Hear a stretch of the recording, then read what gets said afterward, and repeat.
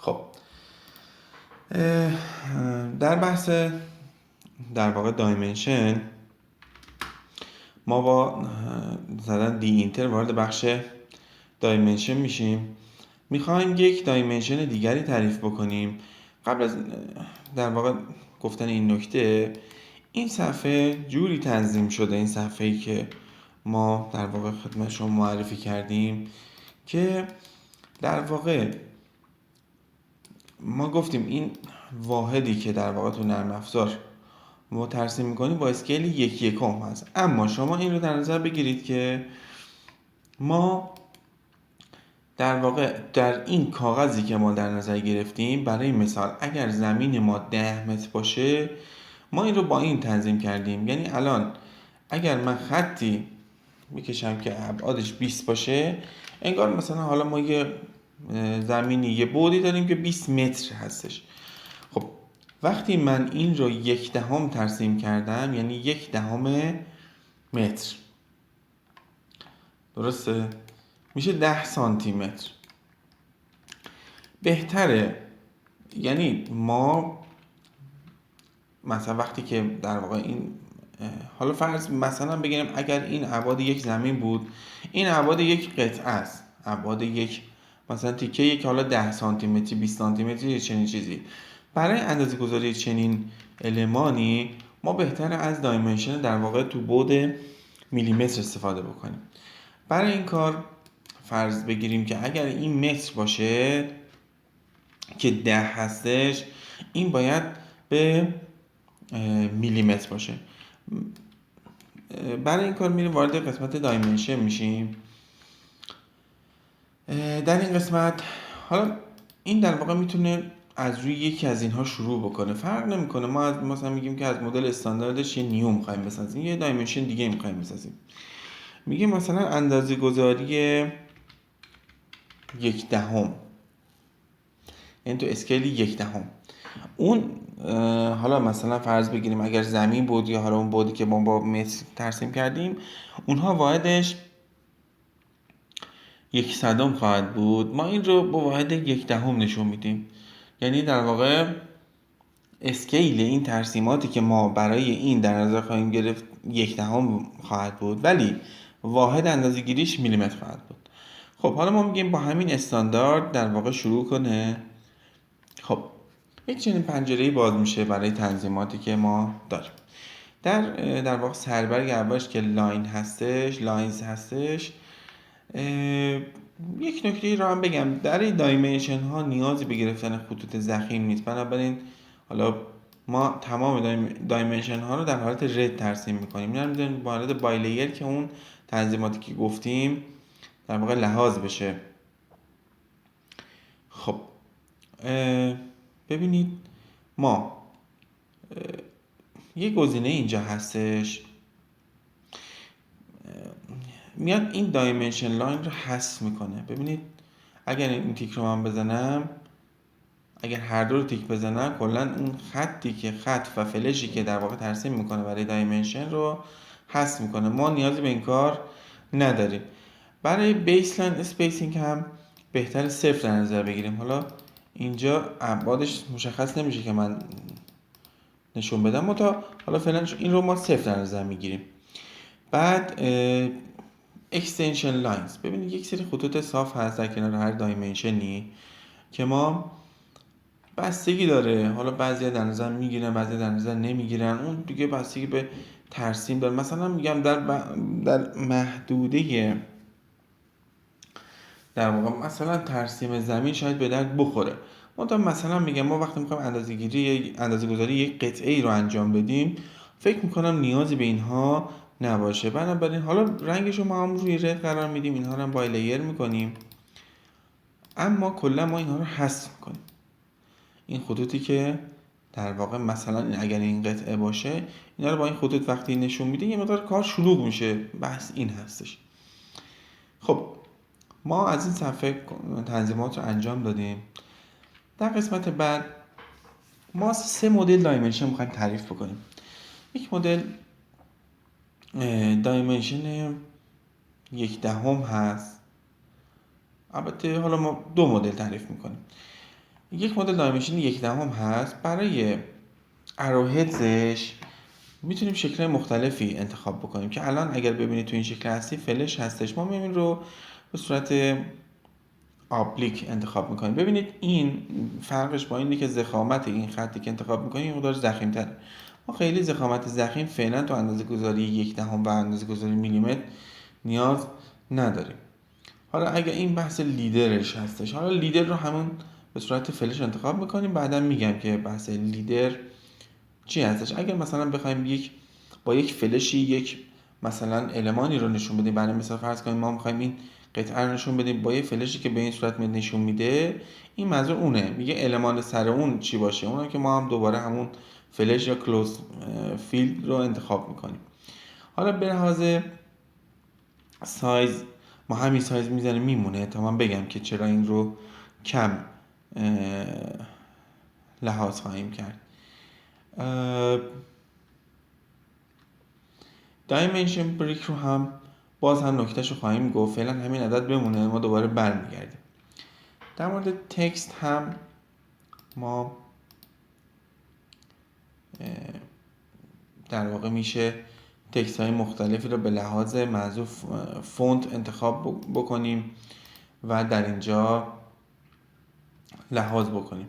حالا این دیگه بحث شخصی هستش، میشه حالا مثلا هر فونتی رو انتخاب کرد و در واقع قرار داد. حالا ما یکیش رو همون اریال قرار میدیم، منتها مثلا دایمنشن بعدی رو میایم مثلا تایمز نیو رومانس میکنیم. ما فعلا هنوز استایل رو همون استاندارد انتخاب میکنیم.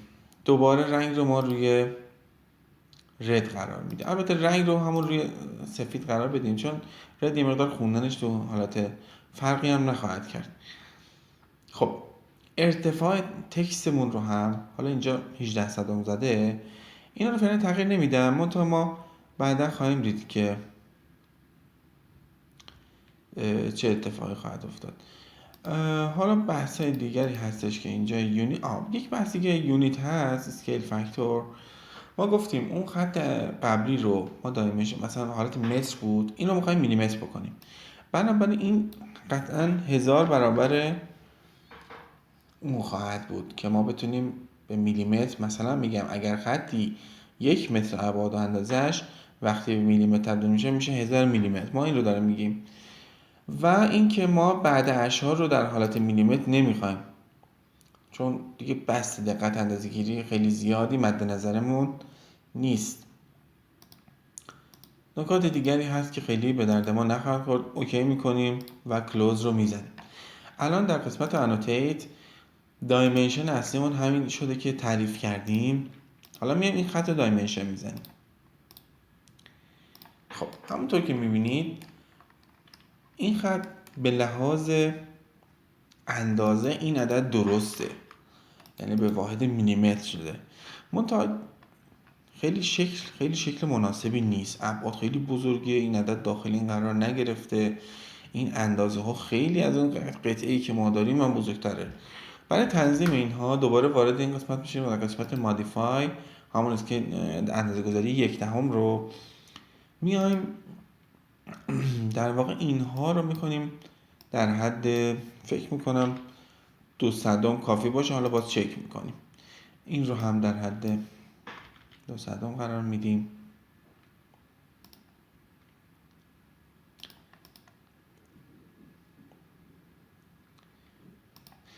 یک نکته هست offset from dimension line. همینطور که میبینید بعضی از اندازه ها خارج از این محدوده، این به خاطر این عدد هستش. اگر ما این عدد رو کم بکنیم میاد این آفست رو از اون تکستش کم میکنه و متن هم داخل محدود اندازه گذاری قرار میگیره. حالا ما این کار رو انجام بدیم. ببینید الان دایمنشنی که ما داریم در این محدوده قرار گرفته. حالا ما اگر این در واقع المان رو بزرگترش بکنیم، البته و استرچش بکنیم، این دایمنشن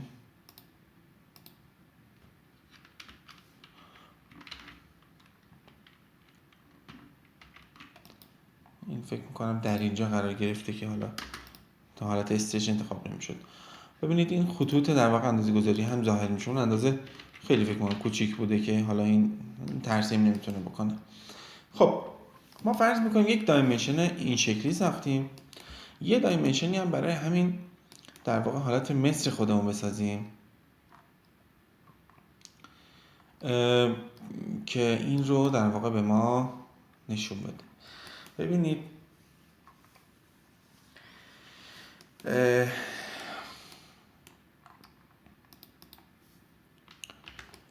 برای مثال برای این دایمنشنی که ما مثلا فرض کنید یک زمینی داریم میخوایم بسازیم، دوباره یه دایمنشن میگیریم مثلا از روی همین میسازیم. حالا این دایمنشن حالت در واقع آموزشی دارن ها، بعدن که خود سازه رو ترسیم کردیم و آوردیم اینجا و حالا ممکن است این دایمنشن ها تغییر پیدا بکنه، چون با توجه به نقشه‌مون با توجه به ابعادمون تفاوت ایجاد بکنیم. من دارم حالت تعریفش رو میگم که بعدن هم باز بتونیم از اینها استفاده بکنیم. خب حالا ما میگیم که این دفعه میخوایم واسه 1/100 استفاده بکنیم. تفاوتی که با حالت قبل داره، ما یه مقدار به لحاظ ابعاد باید بزرگتر در نظر بگیریم، یه مقدار به لحاظ واحد یونیت این دوباره برمیگرده به حالت 1 و همچنین ما تا 2 رقم اعشار رو ما میگیم که برای ما در نظر بگیر که تو واحد متر واحد معقولی است، مثلا میگیم 9 متر رو مثلا 65 سانتی متر. نکته دیگه گفتیم که ابعاد و اندازه اینها یه مقدار باید بیشتر بشه. حالا ما اینو 1/10 در نظر میگیریم. برای تکستش هم 18 در نظر میگیریم.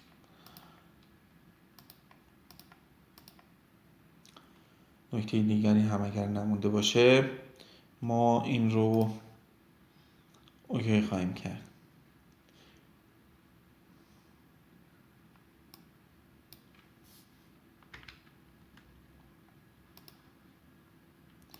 حالا این رو هم ما 0.5 بگیریم فکر کنم مناسب باشه، فاصله بین متن و این اندازه خط اندازه که شروع میشه. اوکی، حالا کلوز میکنیم. این بار با واحد 1/100 اگر این رو اندازه بزنیم این عدد 10 متر رو نشون میده.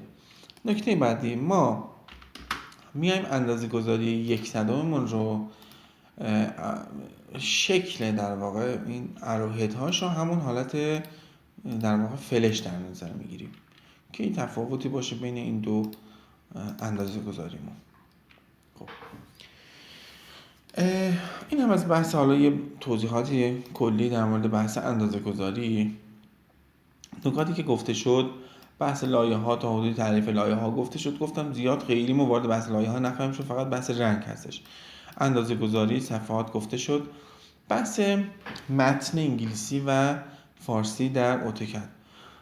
ببینید برای ترسیم برای در واقع نوشتن متن در اتوکد، برای متن فارسی یک سری روش ها هست. برای متن انگلیسی ما از دستور تی اینتر یا تکست استفاده میکنیم که حالا یک محدوده مشخص میشه و میتونیم بنویسیم. برای مثال ما مینویسیم که حالا همون خود تکست رو بنویسیم. فرض میکنیم یک چنین متن رو ما نوشتیم در اتوکد.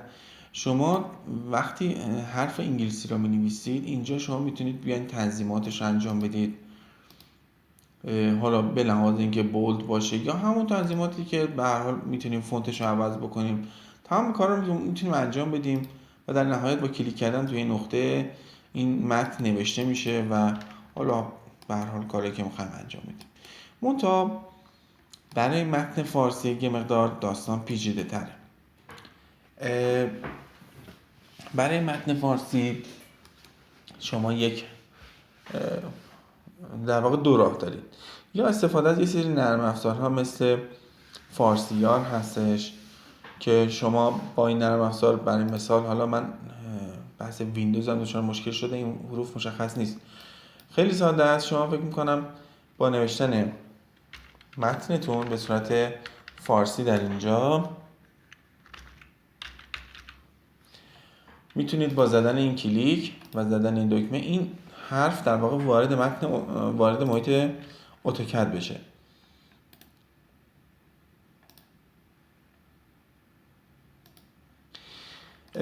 اما حالا بعضی ها این روش رو استفاده میکنن. خود بنده در واقع یک روش دیگر رو استفاده میکنم. شما باید از نرم افزار کاتب LSP رو در واقع داشته باشین. وقتی که این رو در واقع داشتین، اون وقت شما میتونید با زدن دکمه کا اینتر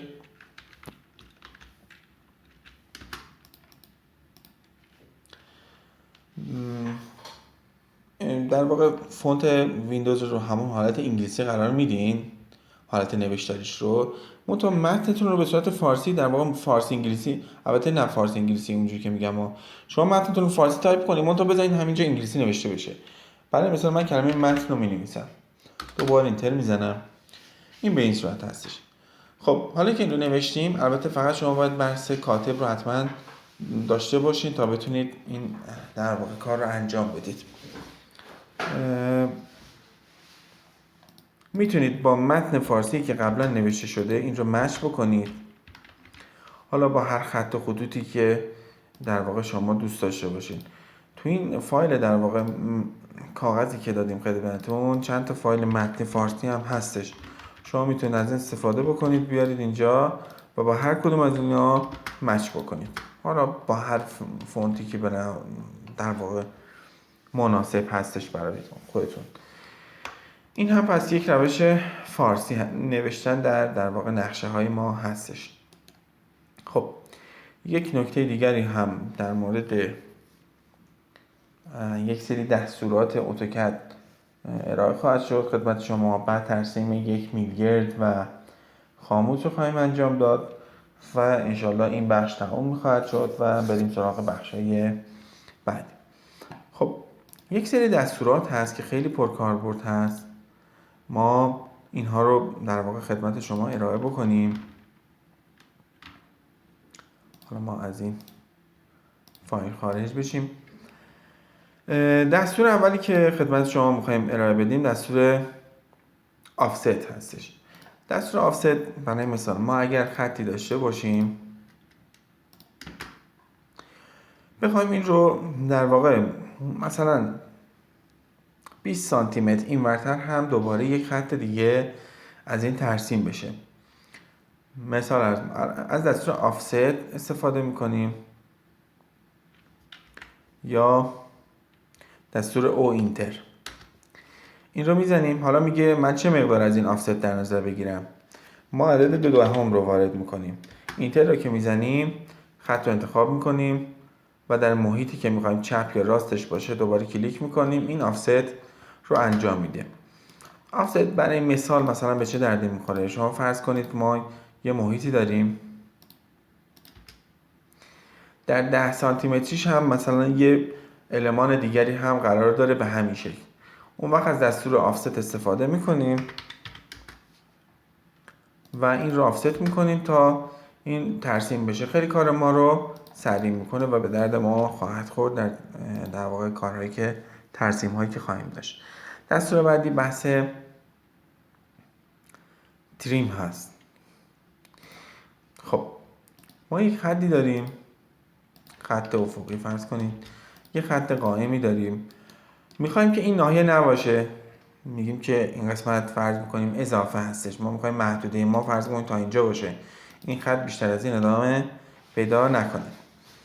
برای این کار از دستور تی آر یا تریم استفاده میشه. به لحاظ شکلی هم اینجا باز میتونید از این دستور با کلیک استفاده بکنید. خب وقتی تریم رو انتخاب میکنیم میگه که اون المان اصلی که میخوای از اون ادامه پیدا نکنه رو انتخاب بکن، ما انتخاب میکنیم یا اینتر میزنیم. حالا میگه کدوم جسم میخوای ادامه پیدا نکنه، ما این جسم رو کلیک کنیم، به این صورت تریم خواهد شد. یک بحث دیگری در بحث تریم هست، شما بخواید خیلی سریعتر این کار اتفاق بیفته، دستور تریم در واقع دستور تریم رو که زدید دوبار کلیک کنید، یعنی دوباره اینتر رو بزنید، این خودش تشخیص میده که مثلا من میخوام وقتی اینجا کلیک میکنم خودش حذف میکنه، یعنی اون شکلی که تا اونجایی که وصل شده به چیز دیگری اون قسمت رو حذف میکنه. پس بنابراین سریعترش اینه که ما وقتی دستور تریم رو زدیم دوبار کلیک اینتر کنیم و بعد کلیک کنیم تا این المان حذف بشه. یه موقع هم هست ما یه خطی داریم، میخوایم به این خط در واقع دستور بعدی دستور extend هستش. میخوایم این خط در واقع برسه به این خط با اون زاویه و شیبی که داره. مثلا فرض کنید این دوتا خط میخوایم برسه به این خط با اون حالا زاویه و خط استایلی که خودشون دارن برسن به این خط مثلا مبنامون. برای این کار هم از دستور EX یا دستور extend استفاده میشه. البته اینجا هم دستورش به این صورت هستش. منتها شما میتونید EX رو تایپ کنید و دستور extend رو استفاده بکنید. خط مبنا رو انتخاب میکنیم، دوباره اینتر رو میزنیم. یک بحثی هم هست، خب میدونیم دیگه در اتوکد به جای اینتر میتونیم از اسپیس هم استفاده بکنیم. خب حالا میگه کدوم خطوط رو میخوایم. ما این دو تا خط رو اگر انتخاب بکنیم، این دو تا خط در واقع به خط مبنای ما میرسن. خب حالا باز این دستورات رو خیلی بیشتر میخوایم در خود ترسیمات استفاده بکنیم. اگر نکته‌ای بود اونجا خدمت شما ارائه میشه، منتها به عنوان یک شروع و یک سری نکات که حالا ما میخوایم بگیم خدمتتون ارائه میشه. نکته بعدی در واقع دستور میرور یا آینه هستش. فرض بکنید ما میخوایم یک خطی رو، مثلا این دو تا خط رو، یک جسمی رو، حالا هر چیزی که ترسیم کردیم رو نسبت به یک دوباره محور مبنا، یک خط مبنای مثلا آینه بکنیم، در اون ور هم ترسیم بشه. برای این کار ما این دو تا المان رو انتخاب میکنیم و از دستور MI که به صورت در واقع بخواید کلیک کنید در اینجا هستش، ما از دستور MI استفاده میکنیم. این دو تا خط رو انتخاب میکنیم. بعد خط مبنا ما میگیم که از اینجا تا اینجا، حالا با هر زاویه، فرضاً خط مبنای ما به این شکل بود، به این شکل، حالا هر خط مبنایی میایم انتخاب میکنیم. در واقع اینجا فقط راستا مهمه، حالا اندازه و اینها مهم نیست. شما فقط راستای در واقع میرور کردن این المان رو میگید. خب دو تا نقطه میخواد از ما، یه نقطه اینجا، یه نقطه راستا رو پیدا میکنه. حالا میگه که جسم اصلی رو که این بر هستش رو پاک بکنم یا نه. ما همون اگر n باشه پاک نمیکنه، اگر yes بزنی یا y بزنیم در واقع پاک میشه. حالا ما دستور n رو اینتر میکنیم. خب الان این المان در واقع میرور آینه شد به این قسمت. خب یه دستورات مهم هم دستور همون آینه هستش. حالا این رو در ادامه حتما استفاده خواهیم کرد، خواهید دید از تمام این دستوراتی که گفتیم خیلی استفاده خواهیم کرد و کار ما رو خیلی راحت تر خواهد کرد. دستور بعدی دستور فیلت هستش. ببینید فرض کنید ما یک لاینی داریم، با دستور F8 هم ما خطوط رو میتونیم به صورت افقی یا قائم ترسیم بکنیم. خب این دو تا خط رو ما میخوایم به همدیگه برسونیم. یک دستور هستش برای این کار، از دستور در واقع فیلت استفاده میکنیم. F اینتر یا به صورت کلیک اینجا هستش. خب وقتی ما F انتخاب میکنیم میگه که جسم شیء اول رو انتخاب بکنیم و شیء دوم رو انتخاب بکنیم. خب اما نکته ای که اینجا هست، یک بار دیگه این کار رو انجام میدیم. دستور فیلت رو، جسم اول رو انتخاب میکنیم. قبل از انتخاب جسم اول وقتی شما F رو انتر زدید، شما میبینید یک سری مسائل رو اینجا از ما میخواد. ما میتونیم با دستور R اینتر شعاع در واقع وصل کردن این یا شعاع خم رو به این بدیم. برای مثال اگر ما نیم بدیم، حالا ما بیشتر بدیم، 1 میدیم. وقتی این جسم رو به این جسم وصل میکنیم، این میاد با شعاع 1 اینها رو به هم دیگه وصل میکنه. خب حالا بخوایم این شعاع بیشتر باشه، شعاع خم رو بیشتر میکنیم. برای مثال F اینتر رو انتخاب میکنیم، R اینتر رو میزنیم و شعاع رو میکنیم برای مثال 5. و وقتی این رو ما به این وصل میکنیم، با شعاع بیشتر اینها رو به هم دیگه وصل میکنه. خب با دستور استرچ هم که آشنا هستید، ما نقاطی رو که میخوایم از یک شی ادامهش بدیم یا حالا کشش بدیم، اس اینتر رو انتخاب میکنیم، اول انتخاب میکنیم و این رو حالا به هر سمتی که خودمون نیاز داریم میتونیم این رو استرچ بکنیم. خب دستورات در واقع یک سری دستورات رو هم گفتیم خدمتتون. دو تا نکته مونده، یکی بحث میلگرد و خاموت هستش. وقتی ما یک میلگردی رو بخوایم ترسیم بکنیم، چند تا راهکار هست. البته ما برش یک میلگرد رو منظورمونه.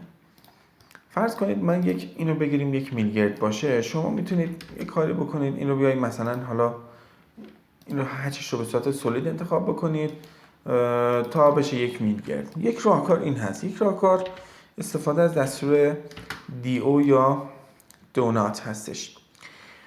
دستور DO فرض بگیریم حالا میگه که قطر اون قسمتی که میخواد در داخل این دایره دونات، در واقع یک ترسیم بکنیم از دونات تا شما ببینید ترسیم دونات این هستش. یک دایره توپر ترسیم میکنه و یک دایره توخالی در داخلش. حالا این در دستور دونات میپرسه، میگه دایره توخالی قطرش چقدر باشه، دایره توپر چقدر باشه و ترسیم میکنه. ما اگر در دستور دونات اون قسمت توخالی رو شعاعش قطرش رو 0 بزنیم و حالا مثلا میگم اگر میلگرد ما مثلا میلگرد فی 22 باشه، مثلا 2.2 قطر میلگرد ما به این صورت هست. این میلگرد به این سادگی ترسیم میشه. از این راه ساده تره در واقع ترسیم میلگرد. خب حالا فرض بگیرید که ما میخوایم یک در واقع خاموت مثلا فونداسیونی ترسیم بکنیم. فونداسیونی مثلا با فی 14 میخوایم ترسیم بکنیم که این زلش در واقع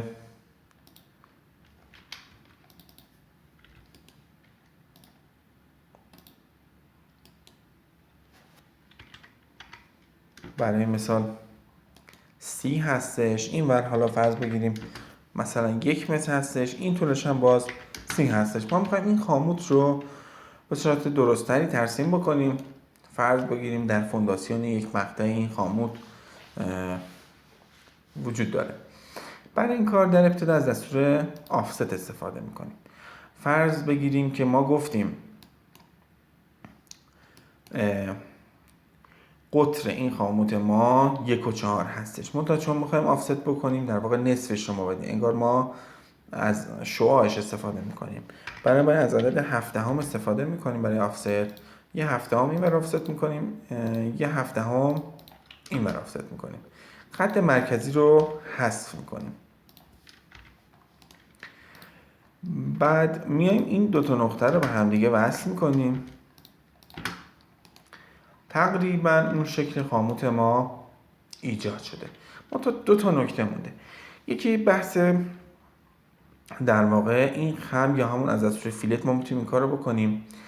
حالا طبق توضیحاتی که بعدا خواهیم داد خدمت شما، برای شعاع خم ما دستور در واقع 3D رو داریم، یعنی 3 برابر قطر میلگرد. اگر قطر میلگرد ما مثلا 1.4 باشه، 3 ضرب در 1.4 برابر 4.2 خواهد بود.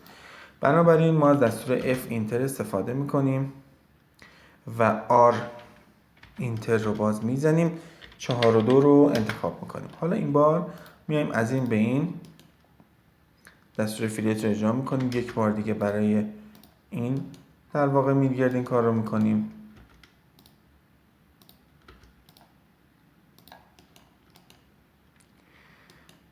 خب همونطور که مشاهده میکنید این میلگرد یه مقدار درست ترسیم نشد. علت این کار هم این هست که ما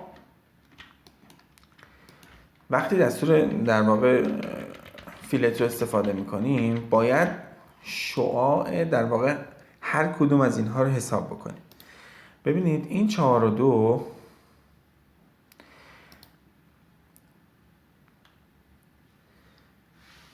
ببینید 4 و 2 رو یک بار منهای 7 هم میکنیم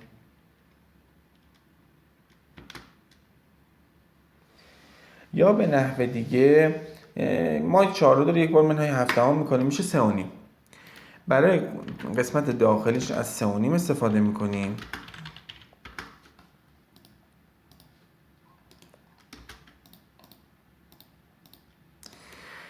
برای قسمت خارجیش از 3 و نیم به اضافه 1 و 4 استفاده میکنیم که میشه 4 و 9. نکته باعث میشه که ترسیم ما بهتر انجام بشه و شکلش حفظ بشه. خب ما الان در واقع یک خاموت فی 14 ترسیم کردیم و بهتر نکته بعدی هم این هستش که ما تمام جسم رو انتخاب بکنیم و جینتر استفاده بکنیم تا به یک شی تبدیل بشه تا بتونیم راحت اینو حالا تغییر مکان بدیم یا حالا هر کار دیگری. برای موو کردن خب خیلی ساده است. شما از این دستور میتونید استفاده بکنید یا از دستور امینتر استفاده بکنید و به مقداری که میخواید میتونید چیزی که ترسیم کردین رو انتقال بدید. منتها یک دستور دیگری هست. البته این دستور دیگه شما اندازه خاصی نمیتونید برای این دستور استفاده بکنید. شما وقتی این رو انتخاب میکنید المانتون رو کلیک راست رو نگه میدارید در واقع تغییر شکل میده ماوس ما و این رو به هر جایی که خواستید انتقال میدید. وقتی ول میکنید کلیک راست رو 3 تا گزینه دارید. میگه انتقال بدم، کپی کنم، پیست از بلاک بکنم یعنی به عنوان بلاک کپی بکنم یعنی این شکل رو بلاک میکنه و کپی میکنه اینجا و یا اصلا اتفاقی نیفته. شما میتونید از این دستورات هم استفاده بکنید. این هم یک دستور دیگر و در واقع توضیحات بخش اول اینجا به پایان میرسه. انشالله در بخش های دیگر در خدمت شما خواهیم بود.